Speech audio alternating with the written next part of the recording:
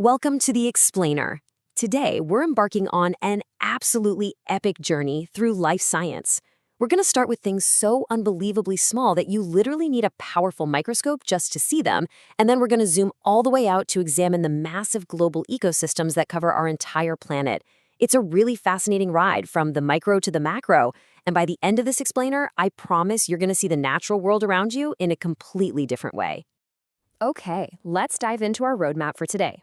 First up, the microscopic world. Second, plant structures and adaptations. Third, ecosystems and food webs. Fourth, human impact on biomes. And finally, we'll wrap up with a quick check your understanding. Let's get started. Section 1, the microscopic world. Small organisms, massive effects. So how can extremely small, sometimes single-celled organisms have such unimaginably large effects on massive ecosystems and even on us humans? Honestly, it sounds kind of impossible, right? But think about the sheer contrast we're dealing with here in life science. On one hand, we have invisible, incredibly simple microbes, stuff like bacteria, viruses, protists, and fungi. And on the flip side, we have plants, which are just bursting with these complex, diverse, highly visible structures like leaves, stems, and roots. But here's the real secret. Despite how completely different they look, both are absolutely foundational to life on Earth. Without those tiny, invisible microbes working behind the scenes, complex plants simply wouldn't survive. Let's zero in on a key vocabulary word that actually trips a lot of people up: protist. A protist is a very simple, usually single-celled organism. It's kind of the odd one out in biology. It's not a plant, it's not an animal, and it's not a fungus.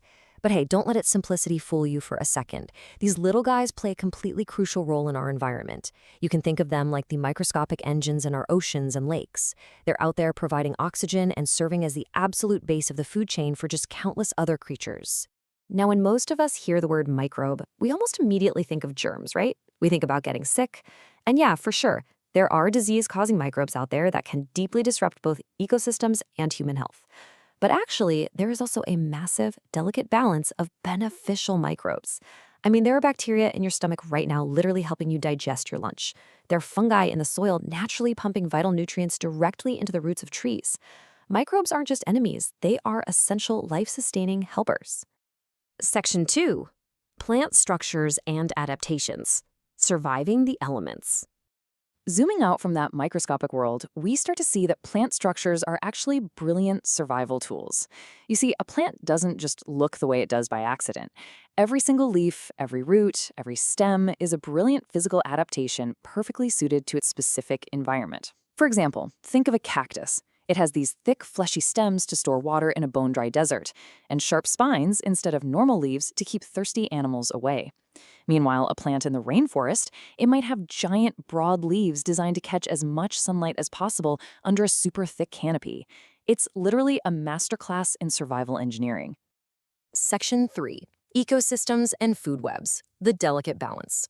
So how do all these populations actually interact with each other on a massive scale?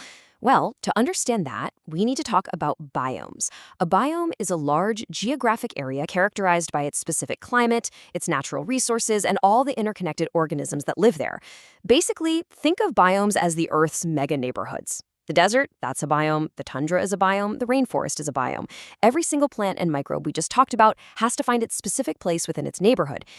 And all of this builds into an actual food web, where energy is continuously flowing through these biomes.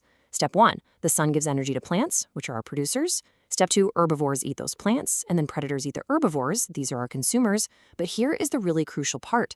Step 3, when those plants and animals eventually die, fungi and bacteria step in as decomposers. And just like that, we are right back to the microscopic organisms we learned about at the very beginning.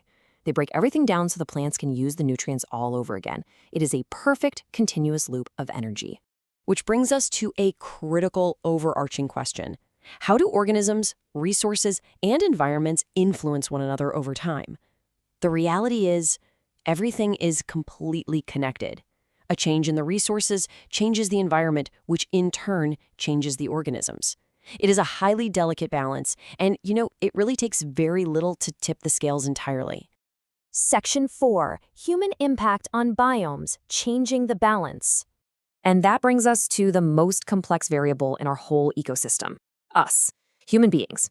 As human populations grow, we naturally require more space, more food, and more materials. And over time, those historical levels of vast, untouched natural resources shrink rapidly as we meet those needs. This extraction dramatically alters the very biomes and food webs we just modeled. It's not about assigning blame, it's simply an observable, biological fact of how growing populations interact with their environments. When scientists evaluate human impact on ecosystems, they look objectively at a few key factors: population changes, disruption of energy flow, and natural resource depletion. If we clear a forest to build a city, well, we are immediately changing the local populations of plants and animals. We're disrupting that perfect energy flow from producers to consumers to decomposers, and we are depleting natural resources.